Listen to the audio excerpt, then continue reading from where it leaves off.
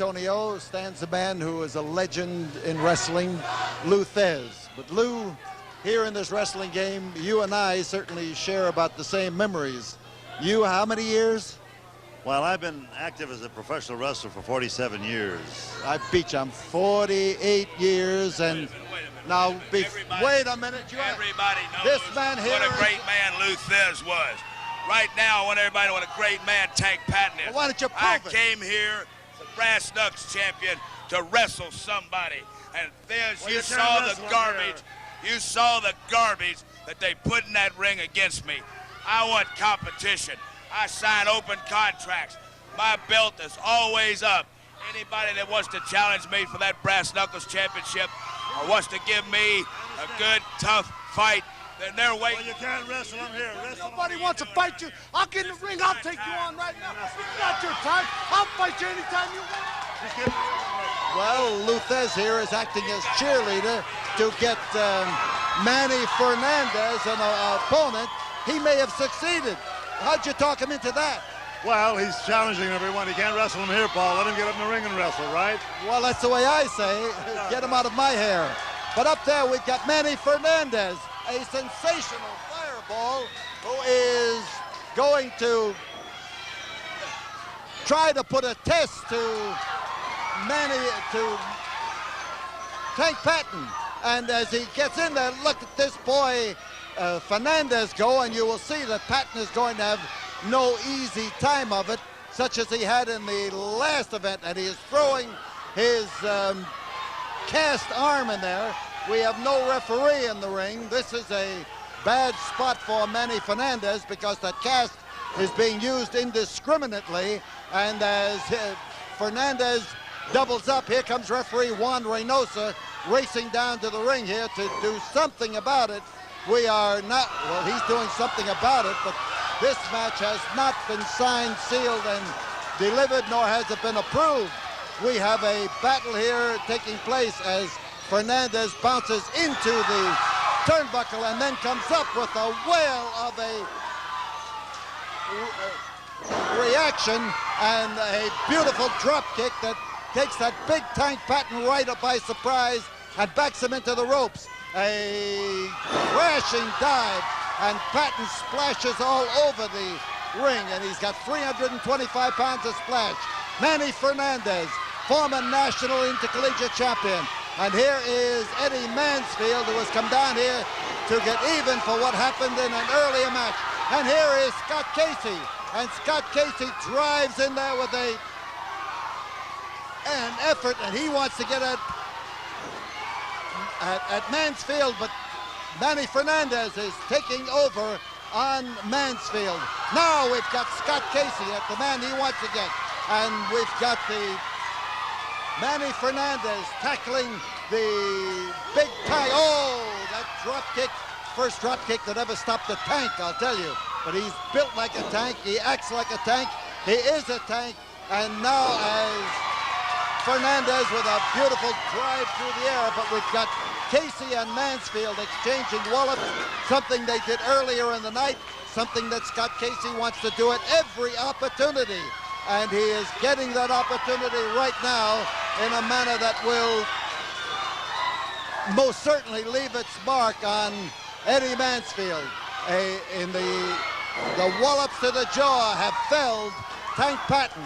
Manny Fernandez making a tremendous debut in San Antonio and a tremendous hit with these fans here in this sports event center. And the Tank is trying to fight back with his cast to see if he can do something with it. Oh, he clobbered him again, a driving wallop, and Fernandez is proving that he can use his feet, he can use his fists, and Tank Patton may make it with this dive, and here he goes. He went. Agreed that he's a dangerous adversary. Reeves going to have his problems this afternoon. John facing the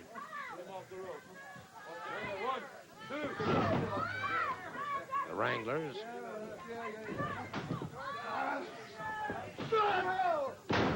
Doug Williams, good, high deep double underhook that took him off his feet. Diamond powers out once again.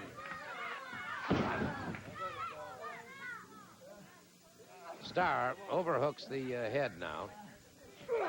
Face locking, let's see. Yes, it looks like he may have the arm involved as well. If he does, he's got a front chancery. Difficult to tell from here. Yes, he does. He had a front chancery.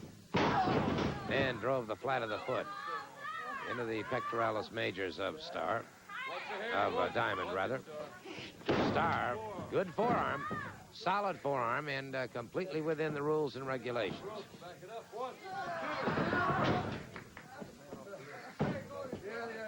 Yeah, you back him up. Off the rope, good move by Diamond. Has Starr in trouble, may have him down for the pin. No, sir, Starr was able to power out. The 2 count, so a near fall for Paul Diamond. Von Starr's beginning to find out that all that glitters is not gold. All right. Watch it then. Diamond coming up, looks like he's going for a gut right salto. Well executed by Starr. Diamond again powers out before the count. So Diamond has a lot of reserve energy. Good second effort. And proving his point. Come on, Diamond on the canvas now, face down. Starr keeping the head overhooked. Doesn't look like he has the arm involved this time. Looks like he just has a straight overhook on the head. That's what it is. The other arm is not involved.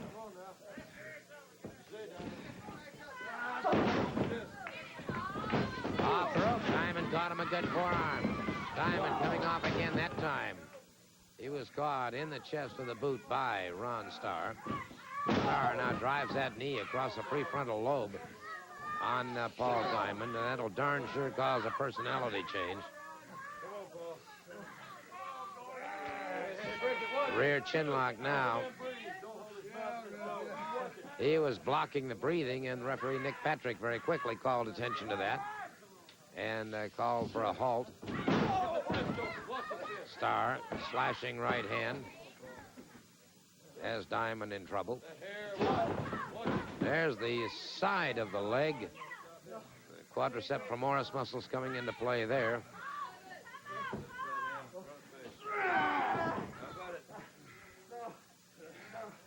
Diamond in trouble as he's caught now in a front chancery by Starr and bringing him up off his feet. Tremendous pressure applied to the vertebrae, the spinal column.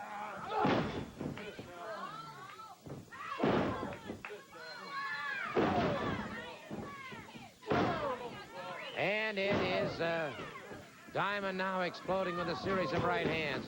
Irish whip, good drop kick by Diamond. Has Starr in trouble. Diamond up another drop kick. Missed with that one as Starr ducked to one side. Diamond could be in a lot of trouble here. Coming off the rope, and it was Starr catching him with a side of the knee into the chest of Paul Diamond.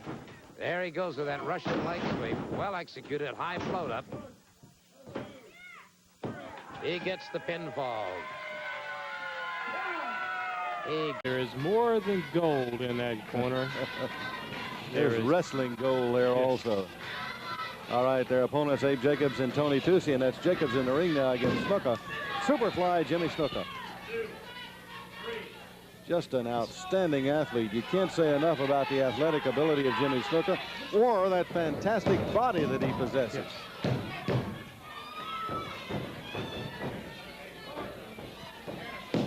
All right, Gene Anderson already around that ring and beating with that walking cane on it. You might not have heard it, seen him, but you can hear it. Makes the tag. Smart move by Abe Jacobs as far as getting away from that corner. Anytime you're gonna face Ray Stevens, you want to be out in the center of the ring. You want as much room as possible because the crippler is just that, Ray Stevens. Here's Tucci. Tosi. He asked me, he pronounced it with Tony Tosi. All right, Tosi then, David. If he pronounces it, that's what we're going to say, right? I believe it, as big as he is. All right, referee Stu Schwartz right there, again motioning to Gene Anderson to get back around over in that corner. Next week, right here, the sheep herders from New Zealand are going to be here next week, David. That's Butch Miller and Luke. All right. Ray Stevens, the Well, he went to crippler. the eyes, and there was a hard right on the jaw of Abe Jacobs. Here comes double team territory now. Yes. Jimmy Snuka. This man is big. All right, this is what I wanted to see. These two men up against each other.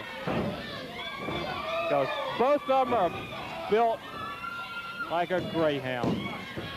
All right, Tosi with a headlock, really leaning back and reaching back to get all the pressure he can put into that headlock.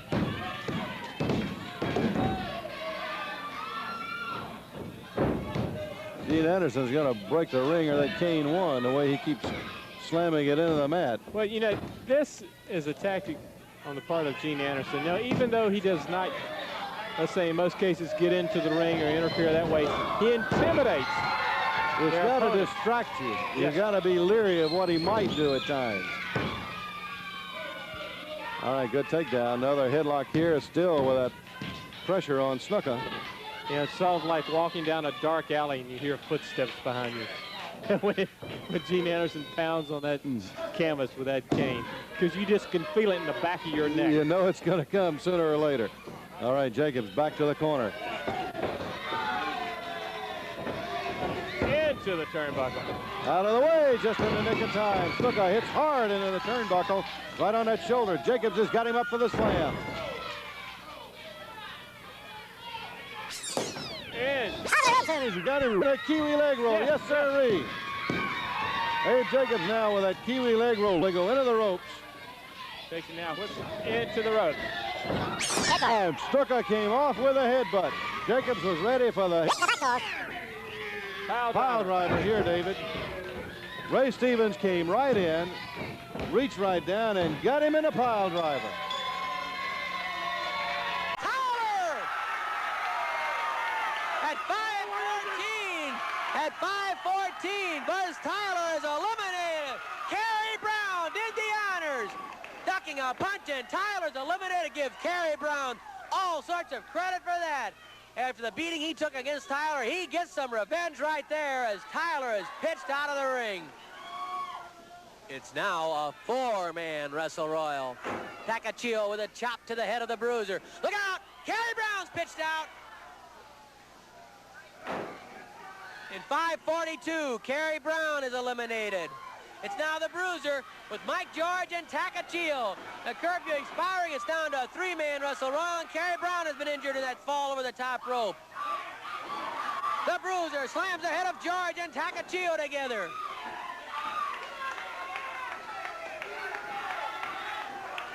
Some of the other wrestlers still watching from ringside. We see Tommy Sharp still here watching the action.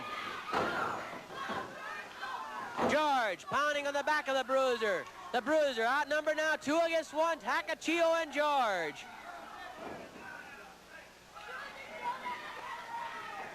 Takachio chopping on the head of Dick the Bruiser. They'd love to get the Bruiser out of here. 2 minutes left. 2 minutes. 2 minutes remaining, and Mike George took a chop from Takachio. Look at the Bruiser. Look what he sees. They're both going out. That's it, the Bruiser. Saw Takachio and George and Dick the Bruiser.